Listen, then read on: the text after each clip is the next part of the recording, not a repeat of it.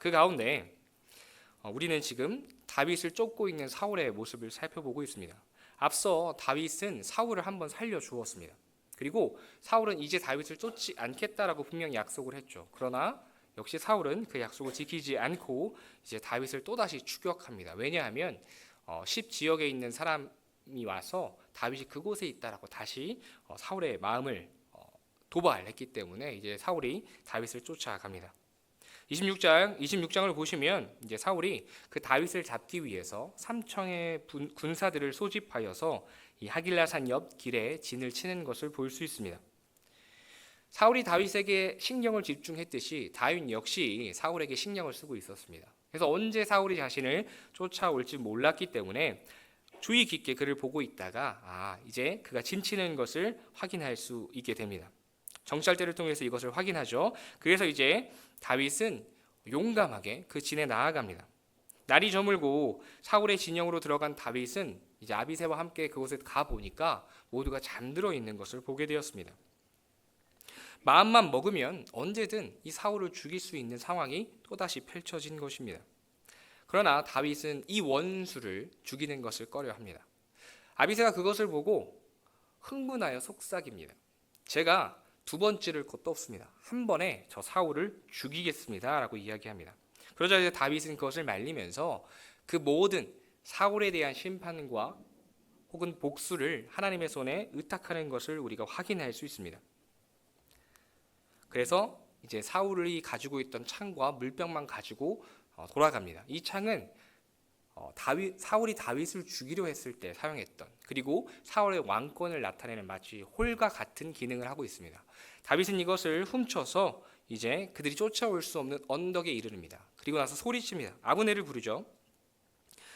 사울의 군대 장관 아브넬의 이름을 부르면서 그를 훈계합니다. 도대체 네가 지금 무엇을 하고 있는 것이냐? 지금도 마찬가지지만 경계 근무를 제대로 서지 않으면 보호 대상, 특별히 여기서는 왕이죠.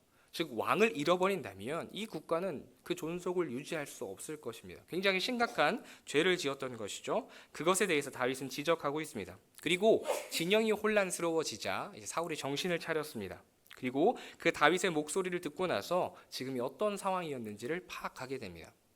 그래서 그 다윗의 신실함 앞에서 결국 사울은 용서를 구할 수밖에 없었습니다. 어쩌면 자신이 행한 것에 대한 그 많은 사람들 앞에서 용서를 구하는 것은 왕이 스스로를 바보로 만드는 행위일 수 있습니다. 사울은 그 다윗의 신실함 앞에서 그렇게 고백할 수밖에 없었던 것이죠. 그리고 다시 한 번 더 다시는 그를 해치 않겠다라고 약속하고 선언합니다. 그리고 다윗은 사울에게 창을 돌려주죠. 다윗의 이러한 고백과 행동을 통해서 사울은 결국 하나님께서 각 사람이 행한 대로 갚으신다라는 것을 배우게 되었을 것입니다. 여러분, 다윗은 자신이 사울의 목숨을 귀히 여기고 그를 죽이지 않았다라는 사실을 하나님께서 아시길 원했습니다. 그래서 지금 사울에게 그 인정을 바라고 있는 것이 아니라 하나님께 자신의 생명을, 자신의 인생을 맡겨드리고 있는 것이죠. 하나님의 손길을 의지하며 하나님께서 베풀 친절을 지금 바라고 있는 것입니다. 자, 그렇게 다윗과 사울이 헤어지게 됩니다. 그리고 27장에 가서 약간의 반전이 일어납니다. 다윗이 하나님을 의심하는 듯한 모습을 보여주고 있습니다. 하나님의 신실하심과 은혜의 손길을 찬양하며 그 하나님을 인정했던 다윗이 하나님의 보호하심에 대해서 의심하는 행동을 27장에서 하고 있습니다. 이게 무슨 뜻입니까? 하나님께서는 분명 선지자를 통해서 다윗을 이스라엘 안에 있으라라고 명령하셨습니다. 그래서 그가 이전에도 이스라엘로 다시 돌아왔었던 적이 있습니다. 그런데 이제 다윗은 그 사울이 다시는 해치 않겠다라는 그 말을 믿지 않을 뿐더러 그 안에서도 하나님께서 보호하셨던 그 역사를 마치 잊어버린 것처럼 블레셋으로 떠납니다. 그가 살 길을 찾아서 떠난 그곳이 결국 블레셋이었습니다.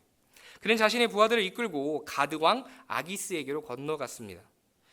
분명 이전에도 그 땅에 간 적이 있습니다. 그래서 그곳에서 그는 미친 척을 해서 살아남았던 곳입니다. 그래서 다시 그가 그곳을 찾았습니다. 그리고 그 가드왕 아기스에게 자신의 모든 삶과 또 그 백성들을 맡기는 것을 보게 됩니다. 비록 다윗이 기대했던 것처럼 사울의 추적은 없었지만 그의 모습을 보면 어떤 학자의 말처럼 이전에 그가 사울에게 쫓길 때는 하나님을 찬양하며 하나님의 인도하심에 대한 그 구원하심에 대한 찬양과 시를 지었는데 그가 블레셋 땅에 있는 동안에는 그러한 것을 한 적이 없다라는 것처럼 하나님과는 떨어진 멀어진 듯한 삶을 살아가는 것을 우리가 확인할 수 있습니다. 마치 다윗이 영적인 잠에 든 것 같은 모습을 볼 수 있다라는 것이죠. 자, 다윗의 이중 생활은 이제 특별하게 나타나죠. 아기스의 밑으로 들어간 그는 그에게 한 성읍을 얻게 되고 그곳에서 이제 용병으로서 이제 다른 적들과 싸우게 됩니다. 아기스는 이 다윗이 이스라엘과 싸우기를 원했습니다. 그러나 다윗은 아기스를 속이고 아말렉을 물리치면서 그들에게서 얻은 전리품을 다 아기스에게 갖다 주면서 아기스가 물으면 유다 어디를 쳤다라고 거짓말을 하며 이중 생활을 하게 됩니다. 사실 아말렉은 이스라엘에는 분명한 적이었지만 블레셋은 그런 분명한 적이 아니었습니다. 다르게 말하자면 굳이 죽이지 않아도 되는 그런 살생들을 했던 것이죠. 그래서 어떤 학자는 다윗이 나중에 성전을 지을 때 하나님께서 너가 피를 많이 흘렸다라고 한 얘기가 이 사건을 비롯해서 얘기한 것이다라고 해석하는 분도 있습니다. 자, 그렇게 다윗은 거짓말을 하며 이중 생활을 지속합니다. 자, 그 가운데 위기가 찾아옵니다. 28장 초반에 보시면 이제 블레셋이 이스라엘을 치기 위해서 군대를 소집합니다. 그리고 다윗 역시 소집 당하게 되죠. 아기스가 이야기합니다. 아기스도 약간 불안했던 것 같아요. 이제 전쟁을 해야 되는데 다윗의 마음이 어떤지를 떠봅니다. 다윗은 큰 소리 칩니다. 2절에 보시면 당신의 종이 행할 바를 아시리이다. 내가 가서 정말 당신이 놀랄 만한 일을 저 이스라엘을 물리치겠다라고 이야기하고 있는 것이죠. 그에게 어떤 방법이 있었을까요? 사실 없었을 것입니다. 이스라엘과 싸운다라는 것은 이스라엘의 원수가 된다는 뜻인데 차마 그것은 할 수 없었을 것이고 결국 아기스를 배반해야만 했을 텐데 자신의 목숨을 내어 던지는 일이었을 것입니다. 일단 그는 큰 소리를 쳤습니다. 자, 그런 가운데 성경은 이 이야기를 잠시 접어두고 우리를 사울에게로 인도합니다. 자, 이제 보시면 3절 이하에 보시면 이제 사울이 신접한 여인을 찾는 것을 보게 됩니다. 먼저 3절은 다시 사무엘의 죽음에 대해서 이야기하고 있습니다. 앞서 사무엘이 죽었다라는 얘기를 우리는 살펴보았습니다. 또다시 이야기하고 있는 것은 사무엘의 죽음 이후에 사울이 그 나라를 안정시키기 위해서 종교적, 정치적 안정을 위해서 모든 신접한 자들과 박수무당들을 그 땅에서 멸했다라는 사실을 우리들에게 다시 한 번 더 확인시켜주고 있습니다. 이것은 사울이 어쩌면 백성들에게 잘 보이기 위한 방법이기도 했고요. 하나님께 이미 버림받은 자신을 다시 좀 잘 봐달라라는 요청이기도 했을 것입니다. 그런 불안한 마음을 가지고 있던 사울이었는데 지금 다시 이 블레셋 군대를 보자 그의 마음이 불안과 두려움으로 휩싸였습니다. 그래서 하나님께 묻습니다. 그런데 하나님께서는 대답하지 않으십니다. 꿈으로도 우림으로도 선지자로도 그에게 대답해 주고 계시지 않습니다. 분명 하나님께서는 이미 사울을 버리셨습니다. 그러나 그럼에도 불구하고 계속해서 만약에 사울이 끝까지 하나님께 나아갔다면 어땠을까요? 우리는 이 모습을 보게 됩니다. 회개했다라면 어땠을까? 사울이란 이름은 원래 묻다, 요구하다라는 의미를 가지고 있습니다. 다르게 표현하자면 무언가를 묻고 찾고 대답을 바라는 들어야 하는 인생, 그것이 바로 이 사울이 가진 뜻의 의미입니다. 그러나 그는 결국 하나님의 응답을 기다리지 못했고 자신의 살 길을 찾아서 신접한 여인을 찾아갔던 것입니다. 그는 변장한 채 부하들이 찾아낸 이 신접한 여인을 만났습니다. 그리고 이제 여인에게 어떤 영을 불러달라라고 얘기를 하고 있는 거죠. 그 여인은 이 일을 하면 큰일이 난다라고 얘기하지만 사울은 그 하나님의 이름을 망령되이 일컬어 가며 괜찮다라고, 이 일을 해도 괜찮다라고 이야기하고 있습니다. 그 하나님의 이름으로 하지 말라라고 선포했는데 하나님의 이름으로 다시 하라라고 지금 이야기하고 있는 거죠. 그런 가운데 여인이 어떤 영을 보게 됩니다. 그리고 사무엘인 것을 알게 되고 또한 이것을 부탁한 사람이 사울이다라는 것을 깨닫게 되었습니다. 그녀는 크게 놀라면서 이제 사울에게 소리치고 있는 거죠. 그러면서 사무엘의 정체를 알게 된 사울은 엎드려 절하게 되며 자신의 공고한 사항을 지금 사무엘로 나타난 이 영에게 이야기하고 있습니다. 그리고 사무엘은 사무엘은 이제 그 사울의 심판에 대한 이야기와 그의 멸망에 대한 이야기 해주고 이제 그 큰 두려움에 휩싸인 사울은 탈진하는 모습을 우리가 확인할 수 있습니다. 자, 그렇게 사울의 최악의 어쩌면 영적인 침체와 더불어 최악의 밤을 지나고 있는 사울의 이야기를 마무리하면서 다시 성경은 이제 다윗의 이야기를 우리를 인도합니다. 29장 보시면 다윗은 분명히 엄청나게 긴장을 하면서 어떻게 해야 될까 전전긍긍하며 그 블레셋 방백들이 모여 있는 곳에 도착했을 것입니다. 수많은 군대들이 모였습니다. 각 방백들, 각 도시의 왕들이 함께 모였습니다. 그런 그들의 눈에 아기스를 따라온 다윗이 보였습니다. 그들이 굉장히 화가 나서 놀라면서 아기스에게 이야기합니다. 저가 누구냐? 우리를 죽였던 다윗이 아니냐? 이게 무슨 상황이냐? 이제 아기스는 다윗을 위해 변명하지만 통하지 않습니다. 결국 다윗은 다행히도 다시 그가 있었던 지역으로 돌아가게 되는 것을 우리가 11절까지의 말씀을 통해서 확인할 수 있습니다. 다윗은 이 모습을 통해서 하나님께서 자신을 보호하시며 이스라엘과 싸우지 않게 하시는 하나님의 손길을 경험했을 것입니다. 그러면서 감사함으로 자신의 진영으로 돌아갔겠죠. 그리고 이 사건은 결국 그가 나중에 사울의 죽음과는 관련이 없다라는 사실을 또한 분명하게 증명해 주는 사건이었습니다. 이제 말씀을 함께 보실 텐데요. 신실했던 그 다윗의 변화와 그럼에도 여전히 함께 하시는 하나님의 손길을 우리가 좀 살펴보기를 원합니다. 또한 가장 그의 인생에서 어두운 때를 지나고 있는 이 사울의 모습을 통해서 불순종하는 인생의 모습이 어떤 결말을 맞이하는지를 우리가 함께 되새김하는 시간 되기를 소망합니다. 함께 말씀 읽겠습니다.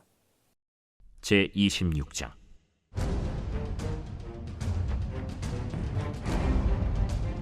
십사람이 기브아에 와서 사울에게 말하여 이르되 다윗이 광야 앞 하길라산에 숨지 아니하였나이까? 사울이 일어나 십광야에서 다윗을 찾으려고 이스라엘에서 택한 사람 3,000명과 함께 십광야로 내려가서 사울이 광야 앞 하길라산 길가에 진친이라. 다윗이 광야에 있더니 사울이 자기를 따라 광야로 들어옴을 알고 이에 다윗이 정탐꾼을 보내어 사울이 과연 이른 줄 알고 다윗이 일어나 사울이 진친 곳에 이르러 사울과 넬의 아들 군사령관 아브넬이 머무는 곳을 본즉 사울이 진영 가운데에 누웠고 백성은 그를 둘러 진쳤더라. 이에 다윗이 햇사람 아히멜렉과 스루야의 아들 요압의 아우 아비새에게 물어 이르되 누가 나와 더불어 진영에 내려가서 사울에게 이르겠느냐? 아비새가 이르되 내가 함께 가겠나이다. 다윗과 아비새가 밤에 그 백성에게 나아가 본즉 사울이 진영 가운데 누워 자고 창은 머리곁 땅에 꽂혀 있고 아브넬과 백성들은 그를 둘러 누웠는지라. 아비새가 다윗에게 이르되 하나님이 오늘 당신의 원수를 당신의 손에 넘기셨나이다. 그러므로 청하오니 내가 창으로 그를 찔러서 단번에 땅에 꽂게 하소서. 내가 그를 2번 찌를 것이 없으리이다. 죽이지 말라. 누구든지 손을 들어 여호와의 기름 부음 받은 자를 치면 죄가 없겠느냐? 여호와께서 살아계심을 두고 맹세하노니 여호와께서 그를 치시리니 혹은 죽을 날이 이르거나 또는 전장에 나가서 망하리라. 내가 손을 들어 여호와의 기름 부음 받은 자를 치는 것을 여호와께서 금하시나니 너는 그의 머리 곁에 있는 창과 물병만 가지고 가자. 다윗이 사울의 머리 곁에서 창과 물병을 가지고 떠나가되 아무도 보거나 눈치채지 못하고 깨어있는 사람도 없었으니 이는 여호와께서 그들을 깊이 잠들게 하셨으므로 그들이 다 잠들어 있었기 때문이었더라. 이에 다윗이 건너편으로 가서 멀리 산 꼭대기에 서니 거리가 멀더라. 다윗이 백성과 넬의 아들 아브넬을 대하여 외쳐 이르되 아브넬아, 너는 대답하지 아니하느냐? 왕을 부르는 너는 누구냐? 내가 용사가 아니냐? 이스라엘 가운데 너 같은 자가 누구냐? 그러한데 내가 어찌하여 내 주 왕을 보호하지 아니하느냐? 백성 가운데 한 사람이 내 주 왕을 죽이려고 들어갔었느니라. 내가 행한 이 일이 옳지 못하도다. 여호와께서 살아계심을 두고 맹세하노니 여호와의 기름 부음 받은 너희 주를 보호하지 아니하였으니 너희는 마땅히 죽을 자이니라. 이제 왕의 창과 왕의 머리 곁에 있던 물병이 어디 있나 보라. 사울이 다윗의 음성을 알아듣고 이르되 내 아들 다윗아, 이것이 내 음성이냐? 내 주 왕이여, 내 음성이니이다. 내 주는 어찌하여 주의 종을 쫓으시나이까? 내가 무엇을 하였으며 내 손에 무슨 악이 있나이까? 원하건대 내 주 왕은 이제 종의 말을 들으소서. 만일 왕을 충동시켜 나를 해하려는 이가 여호와시면 여호와께서는 제물을 받으시기를 원하나이다마는 만일 사람들이면 그들이 여호와 앞에 저주를 받으리니 이는 그들이 이르기를 너는 가서 다른 신들을 섬기려 하고 오늘 나를 쫓아내어 여호와의 기업에 참여하지 못하게 함이니이다. 그런즉 청하건대 여호와 앞에서 먼 이곳에서 이제 나의 피가 땅에 흐르지 말게 하옵소서. 이는 산에서 메추라기를 사냥하는 자와 같이 이스라엘 왕이 한 벼룩을 수색하러 나오셨음이니이다. 사울이 이르되 내가 범죄하였도다. 내 아들 다윗아 돌아오라.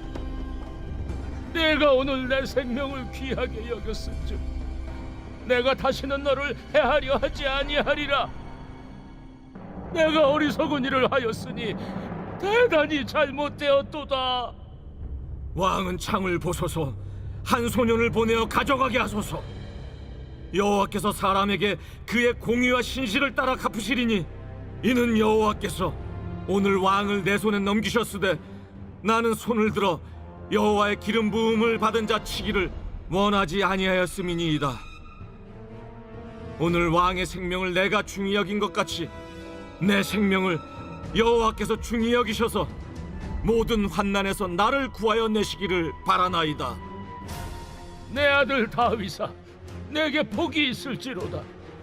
내가 큰 일을 행하겠고 반드시 승리를 얻으리라.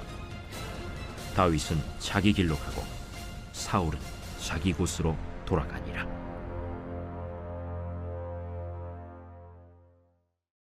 제 27장.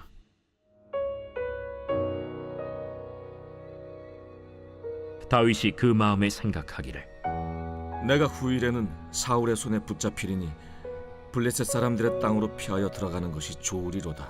사울이 이스라엘 온 영토 내에서 다시 나를 찾다가 단념하리니 내가 그의 손에서 벗어나리라.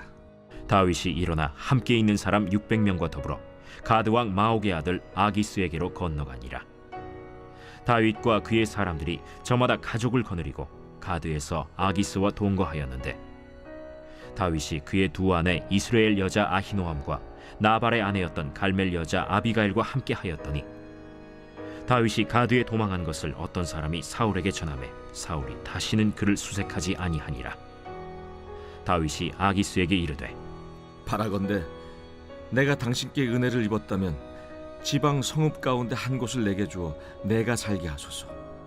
당신의 종이 어찌 당신과 함께 왕도에 살리이까? 아기스가 그날에 시글락을 그에게 주었으므로 시글락이 오늘까지 유다 왕에게 속하니라. 다윗이 블레셋 사람들의 지방에 산 날 수는 1년 4개월이었더라. 다윗과 그의 사람들이 올라가서 그술 사람과 기르스 사람과 아말렉 사람을 침노하였으니 그들은 옛적부터 술과 애굽 땅으로 지나가는 지방의 주민이라. 다윗이 그 땅을 쳐서 남녀를 살려두지 아니하고 양과 소와 나귀와 낙타와 의복을 빼앗아 가지고 돌아와 아기스에게 이르매 아기스가 이르되 너희가 오늘은 누구를 침노하였느냐? 다윗이 이르되 유다 네겝과 여라무엘 사람의 네겝과 겐 사람의 네겝이니이다. 다윗이 그 남녀를 살려서 가드로 데려가지 아니한 것은 그의 생각에 그들이 우리에게 대하여 이르기를 다윗이 행한 일이 이러하니라 하여 블레셋 사람들의 지방에 거주하는 동안에 이같이 행하는 습관이 있었다 할까 두려워함이었더라. 아기스가 다윗을 믿고 말하기를 다윗이 자기 백성 이스라엘에게 심히 미움을 받게 되었으니 그는 영원히 내 부하가 되리라 하고 생각하니라.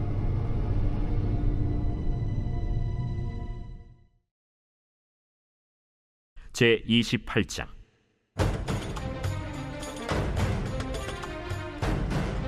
그때 블레셋 사람들이 이스라엘과 싸우려고 군대를 모집한지라. 아기스가 다윗에게 이르되 너는 밝히 알라. 너와 네 사람들이 나와 함께 나가서 군대에 참가할 것이니라. 그러면 당신의 종이 행할 바를 아시리이다. 그러면 내가 너를 영원히 내 머리 지키는 자를 삼으리라. 사무엘이 죽었으므로 온 이스라엘이 그를 두고 슬피 울며 그의 고향 라마에 장사하였고 사울은 신접한 자와 박수를 그 땅에서 쫓아내었더라. 블레셋 사람들이 모여 수넴에 이르러 진침해 사울이 온 이스라엘을 모아 길보아에 진치었더니 사울이 블레셋 사람들의 군대를 보고 두려워서 그의 마음이 크게 떨린지라. 사울이 여호와께 묻자오되 여호와께서 꿈으로도 우림으로도 선지자로도 그에게 대답하지 아니하시므로 사울이 그의 신하들에게 이르되 나를 위하여 신접한 여인을 찾으라. 내가 그리로 가서 그에게 물으리라. 그의 신하들이 그에게 이르되 보소서, 엔돌에 신접한 여인이 있나이다. 사울이 다른 옷을 입어 변장하고 두 사람과 함께 갈새 그들이 밤에 그 여인에게 이르러서는 사울이 이르되 청하노니 나를 위하여 신접한 술법으로 내가 네게 말하는 사람을 불러올리라. 내가 사울이 행한 일, 곧 그가 신접한 자와 박수를 이 땅에서 멸절시켰음을 아나니 내가 어찌하여 내 생명의 올무를 놓아 나를 죽게 하려느냐. 사울이 여호와의 이름으로 그에게 맹세하여 이르되 여호와께서 살아계심을 두고 맹세하노니 내가 이 일로는 벌을 당하지 아니하리라. 내가 누구를 내게로 불러올리랴. 사무엘을 불러올리라. 여인이 사무엘을 보고 큰 소리로 외치며 사울에게 말하여 이르되 당신이 어찌하여 나를 속이셨나이까. 당신이 사울이시니이다. 두려워하지 말라. 내가 무엇을 보았느냐? 내가 영이 땅에서 올라오는 것을 보았나이다. 그의 모양이 어떠하냐? 한 노인이 올라오는데 그가 겉옷을 입었나이다. 사울이 그가 사무엘인 줄 알고 그의 얼굴을 땅에 대고 절하니라. 사무엘이 사울에게 이르되 내가 어찌하여 나를 불러올려서 나를 성가시게 하느냐? 나는 심히 다급하니이다. 블레셋 사람들은 나를 향하여 군대를 일으켰고 하나님은 나를 떠나서 다시는 선지자로도 꿈으로도 내게 대답하지 아니하시기로 내가 행할 일을 알아보려고 당신을 불러 올렸나이다. 여호와께서 너를 떠나 내 대적이 되셨거늘 내가 어찌하여 내게 묻느냐? 여호와께서 나를 통하여 말씀하신 대로 내게 행하사 나라를 내 손에서 떼어 내 이웃 다윗에게 주셨느니라. 내가 여호와의 목소리를 순종하지 아니하고 그의 진노를 아말렉에게 쏟지 아니하였으므로 여호와께서 오늘 이 일을 내게 행하셨고 여호와께서 이스라엘을 너와 함께 블레셋 사람들의 손에 넘기시리니 내일 너와 네 아들들이 나와 함께 있으리라. 여호와께서 또 이스라엘 군대를 블레셋 사람들의 손에 넘기시리라. 사울이 갑자기 땅에 완전히 엎드러지니 이는 사무엘의 말로 말미암아 심히 두려워하며 또 그의 기력이 다하였으니 이는 그가 하루 밤낮을 음식을 먹지 못하였음이니라.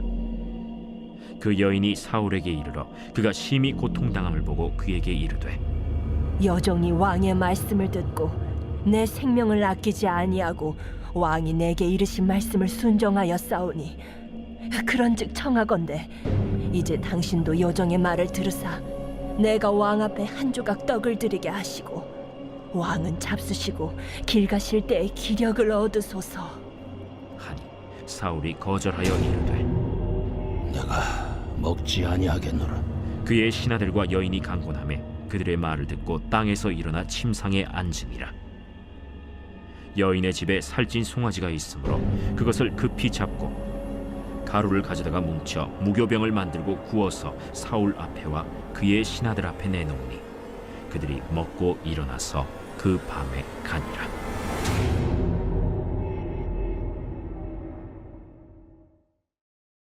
제29장.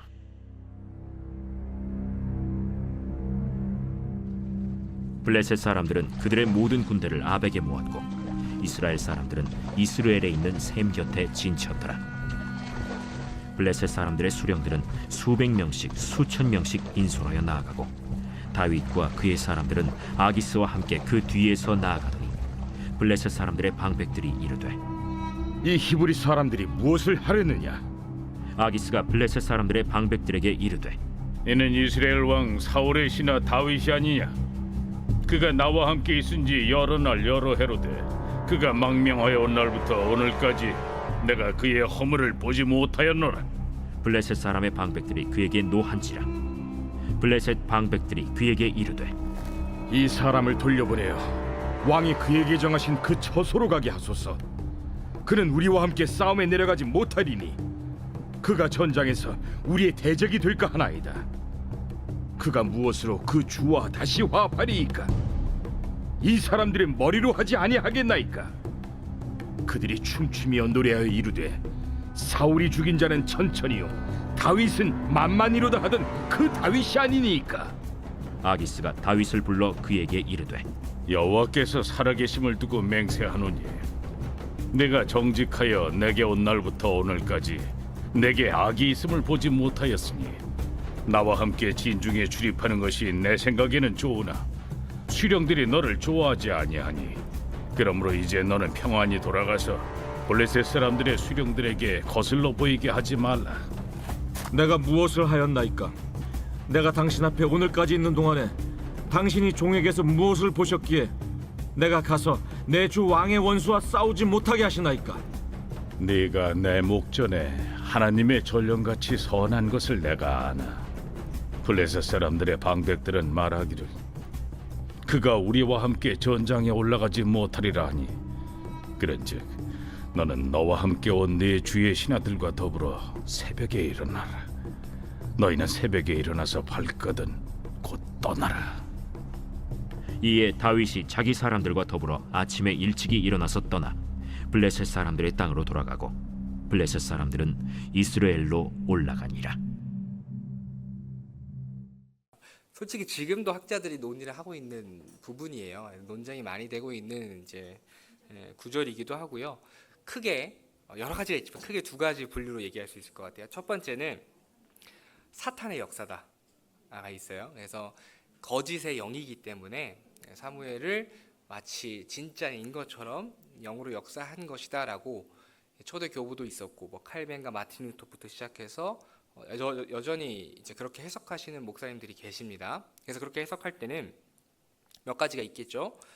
첫 번째 이제 그 영이 올라오는 이 신접한다고 말하는 초혼이죠. 초혼. 영을 초대하는 이 모습을 하나님께서 금지하셨는데 굳이 그 일로 그렇게 역사하실 필요가 있느냐? 라는 얘기를 하면서 하나님이 말씀하시는 것을 지키지 않는다라고 한다면 위배되는 거 아니냐? 이렇게 접근을 할 수 있고 그 다음에 분명히 사무엘은 하늘나라를 갔을 건데 왜 땅에서 올라오느냐? 뭐 이렇게 해석하시는 분도 계시고요.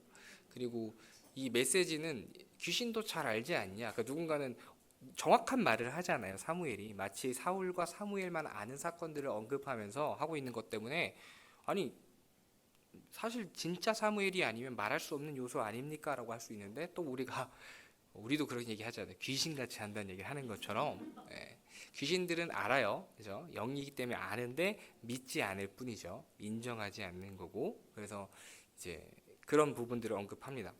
그리고 이제 또 어떤 분은 메시지적인 측면에서 결국 특별한 것처럼 보이지만 심판만을 얘기한 것이라서 지금까지 사울의 일대기를 돌아보면 당연한 결말이기 때문에 신적인 계시라고 하기 조금 연약하지 않냐 이렇게 얘기하시는 분도 계십니다. 그래서 어쨌든 이제 귀신의 장난이다라고 얘기를 하는 분이 계시고요. 또 이제 다른 쪽에서는 그럼에도 불구하고 하나님의 역사다라고 얘기하는 분도 계세요. 왜냐하면 이제 보시면 12절을 보시면 그 11절에서 사울이 사무엘을 불러 올리라라고 이야기를 합니다. 그리고 이 앞서 이제 사울이 얘기할 때 8절 후반부에 나를 위하여 신접한 술법으로 내가 말하는 사람을 불러 올리라 이런 얘기를 했어요. 즉 초원이라고 하는 그 의식을 뭔가 특별한 술법이 있었을 것이고 뭔가 의식 절차를 통해서 이제 사무엘을 불러 올리는 그러니까 영을 초래하는 그런 모습이 있었을 것인데 오늘 본문에는 그런 모습이 없거든요. 무슨 말이냐면 사무엘을 불러 올리라라고 하고 나서 이 신접한 여인이 사무엘을 부르거나 초청하는 어떤 의식을 한다거나 어떤 행동을 한다거나 이런 게 아니라 바로 사무엘이 올라왔다라고 하는 그 영을 보는 모습으로 이어집니다. 즉 그러면서 큰 소리로 이 여인이 놀라요. 왜냐하면 그녀가 여태까지 했던 그게 사단의 역사든 어떤 그녀가 했던 과거의 모습과는 전혀 다른 역사가 지금 일어나고 있기 때문에 이 여인이 굉장히 놀라면서 또 사울의 정체까지, 그러니까 나중에 영이 올라라는 표현을 쓰잖아요. 이 영이라고 해석된 단어가 엘로힘입니다. 그러니까 단수로 쓰일 때는 하나님으로 쓰이는 단어고요.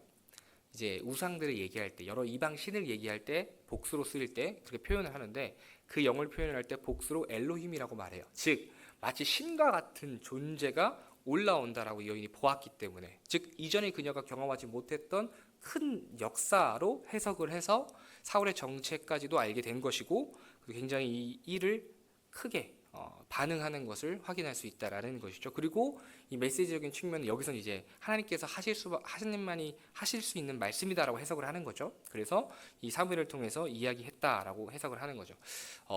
그래서 결론이 뭐냐, 그죠? 중요한 건 이건 것 같아요. 1번을 하든 2번을 하든 하나님께서 사탄에게 이런 유혹 혹은 어떤 일을 하도록 허락하셨기 때문에 가능했고요. 또 하나님께서 직접적으로 이 일을 특별한 역사를 통해서 이루신 것이라고 해석을 한다고 하더라도, 하나님께서 사울에게, 그리고 이 역사를 읽고 있는, 이 성경의 내용을 읽고 있는 독자들에게 하나님께서 기뻐하시지 않는 삶을 살면 어떻게 된다라는 것을 분명한 메시지로 보여주시기 위한 하나님의 역사인 것이죠. 즉 1번이든 2번이든 하나님의 주권적인 섭리 아래, 하나님의 계획 아래 진행되었다라는 것만은 우리가 확실하게 받아들일 수 있겠죠. 그래서 굉장히 어려워요. 저는 제 개인적인 겁니다. 개인적으로는 두 번째 해석이 더 와닿았어요. 하나님께서는 이런저런 방법으로 하실 수 있고, 물론 이제 하지 말란 그 방법을 왜 하나님께서 하셨습니까? 라고 물어본다면, 그럼에도 불구하고 하나님께서는 죽어 마땅한 우리를 살리신 분이시기 때문에, 마땅히 죽어야 되는데 살리신 하나님의 그 역사가 있기 때문에, 하나님께서 우리들에게 주시는 메시지라고 생각을 한다면, 저는 하나님께서 이런저런 방법으로 하실 수 있겠구나라는 생각을 하는 거죠. 그러나 이건 제 의견이고요. 그래서 이 과정 가운데서는 결국 하나님께서 주권적으로 일을 행하셨다라고 해석을 하시면 좋을 것 같습니다. 혹시 또 다른 질문 있으실까요? 이거 외에는 혹시 있으신 거는? 여기까지. 시간도 많이 돼서 여기까지 하고요. 결론 및 교훈입니다. 자, 첫 번째는 고난의 과정이 필요한 이유가 오늘 이 말씀 가운데 또 사무엘 상하 가운데 잘 나타나져 있는데요. 결국 뭐냐면 다윗이 언제 실패하게 되느냐를 여러분 기억하셨으면 좋겠습니다. 다윗이 고난을 통해서 하나님을 의지하는 법을 배웠고요. 앞서 이야기했듯이 그가 하나님을 찬양하며 그의 인생에 하나님의 주권자 되시고 구원자이심을, 방패여 산성이여 요새이심을 고백했던 그 순간은 그가 고난 가운데 있을 때였습니다. 즉 하나님과 더욱 가까워지고 하나님을 바르게 알게 되며 하나님을 의지하는 법을 아는 그 과정은 결국 고난 가운데 담겨 있을 수밖에 없다라는 것을 우리가 다윗을 통해 알 수 있는 거죠. 다윗이 블레셋을 찾아갔을 그때는 일시적으로 그에게 어떤 위협도 없을 때였습니다. 사울이 이제 다시는 너를 쫓지 않겠다라고 말하면서 자유를 허락해 줬거든요. 그게 얼마나 갈지 모르는 상황이었지만 다윗이 다른 생각을 품게 된 때가 바로 이때였습니다. 고난이 없고 그가 이제 스스로 자신을 이끌어 가고자 했을 때, 자기 연민도 분명히 들었을 거예요. 너 왜 나를 이렇게 고생하며 살아야 되느냐. 그러니까 제 군대 있을 때 그런 게 있었거든요. 왜 이렇게 훈련을 힘들게 하고 작업을 시키고 왜 못 쉬게 합니까에 대한 어떤 부사관의 대답은 그러면 너희가 딴 생각을 하잖니 였어요. 우리 인생 가운데도 평안이라고 말하는 이 세상이 주는 그 안식을 누릴 때는 다른 생각을 하게 됩니다. 하나님 외에 다른 것들을 추구할 때가 있습니다. 우리가 우리 자신을 잘 아는 것처럼 그렇게 다윗은 고난의 과정을 통해서 하나님을 더욱 의지했었다라는 것을 우리가 확인할 수 있는 것이죠. 그래서 그의 성품까지도 겸손과 온유와 그런 모든 부족한 자들을 아울 수 있는 성품도 그가 그 고난을 통해서 얻었다라는 것을 우리가 확인할 수 있죠. 이 이후에도 전쟁 가운데 이제 시글랏을 쳐들어온 아말렉을 물리치고 왔을 때도 남아있던 백성들을 돌보는 그의 모습을 보면 그가 이제 고난 가운데 다져진 성품이었기 때문에 가능하다는 것을 확인할 수 있습니다. 그리고 두 번째는 주어진 상황을 지혜롭게 해석하는 방법이 우리에게 필요합니다. 이게 무엇이냐면 하나님께서 나를 사랑하신다라는 것을 확신하는 것입니다. 무슨 뜻이냐면 사울이 이제 다윗의 손에 죽을 뻔한 경험이 2번 있었죠. 다윗은 다르게 말하자면 다윗은 그의 손에 사울을 죽일 수 있는 어떻게 보면 기회를 2번이나 얻었습니다. 이제 원수를 하나님께서 허락하신 것이죠. 다윗은 이것을 어떻게 해석했냐면 하나님께서 나를 사랑하시기 때문에 나를 얼마나 아끼시는지를 원수를 그의 손에 붙들게 함으로써 깨닫게 하셨다라고 해석을 하는 것입니다. 즉 하나님께서 나를 이 상황에서 버려두시지 않으시며 큰 역사와 기적을 베푸실 수 있는 분이신데 그분이 나를 사랑하셔서 원수까지도 내 손에 맡기신다라는 것을 배웠다라는 것이죠. 우리가 때로는 환난과 고난을 겪습니다. 아픔 가운데 있을 때가 있습니다. 근데 그 과정 가운데 하나님께서 나를 사랑하신다라는 확신이 있다면 우리는 다른 해석을 할 수 있게 됩니다. 하나님께서 이 과정을 통해서 내게 말씀하시고자 하는 것이 무엇인지를 물을 수 있게 됩니다. 원망과 비판과 탄식이 아니라 하나님께서 이루실 일을 기대와 소망으로 기다릴 수 있게 되는 것입니다. 앞서 말씀드렸듯 사울은 요구하는 자, 묻는 자라는 의미를 가진 사람이었습니다. 그는 하나님을 기다려야만 하는 사람이었습니다. 그러나 그는 그렇게 하지 않았죠. 그래서 오늘 우리가 기억하기 바라는 것은 바로 우리가 주어진 상황 가운데 하나님께서 나를 사랑하신다라는 이 분명한 확신을 가지고 내게 허락된 상황들을 때로는 천천히 인내하며 듣고자 하는 마음으로 하나님 앞에 나아갈 수 있기를 소망합니다. 마지막으로 영적인 침체를 주의해야 합니다. 당연한 것이겠죠. 때때로는 우리가 많은 사역을 감당하고 눈에 보이는 어떤 귀한 열매를 얻은 이후에 우리는 특별히 더 영적인 침체를 조심해야 합니다. 엘리야가 그러했듯이 그 갈렙산에서의 전투의 승리에서 불구하고 그는 영적으로 침체되고 말죠. 왜냐하면 그 이후에 그가 기대했던 것이 이루어지지 않았기 때문입니다. 이세벨이 무너지고 온 이스라엘이 변화되기를 기대했지만 눈에 보이는 결과를 얻지 못했습니다. 그렇게 그는 무너집니다. 다윗도 마찬가지였겠죠. 그에게 허락된 이 모든 과정 가운데서 더 그가 성공하여 돌아가기를 원했을 것입니다. 그런데 그렇지 못할 때 그의 마음이 무너진 것이죠. 사울 역시 마찬가지입니다. 그가 왜 무너졌는지는 성경이 분명하게 이렇게 기록합니다. 제가 이제 28장 내용에 사울의 죄에 대해서 기록해 써놨습니다. 역대상 10장 13절 14절 말씀인데요. 제가 읽겠습니다. 사울이 죽은 것은 여호와께 범죄하였기 때문이라. 그가 여호와의 말씀을 지키지 아니하고 또 신접한 자에게 가르치기를 청하고 여호와께 묻지 아니하였으므로 여호와께서 그를 죽이시고 그 나라를 이새의 아들 다윗에게 넘겨 주셨더라. 아멘. 사울은 범죄했기 때문에 여호와의 말씀을 듣지 않았기 때문에 결국 영적 침체에 빠지고 말았던 것입니다. 다윗도 여호와를 찾지 않았기 때문에 그 영적 침체기를 겪었던 것이고요. 사랑하는 여러분, 하나님께서 우리가 하나님께 나와 묻기를 원하십니다.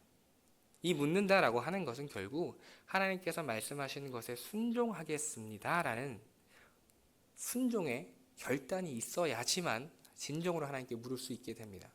이미 우리는 웬만한 일에 답을 알고 있습니다. 다 잘 아시지 않습니까? 어떻게 해야 되는지도 압니다. 그럼에도 묻는 것은 그게 아니기를 바라는 마음이 어느 정도 있는 것 같아요. 그러나 오늘 우리 등에 분명히 말씀하고 계신 것은 너희가 물을 때에는 그 하나님의 음성의 뜻에 순종하기를 결단하기를 바란다 라는 그 하나님의 음성이다라는 것을 기억하시면서 우리 인생 가운데 늘 주님께 순종할 수 있는 저와 여러분 되기를 간절히 축복합니다.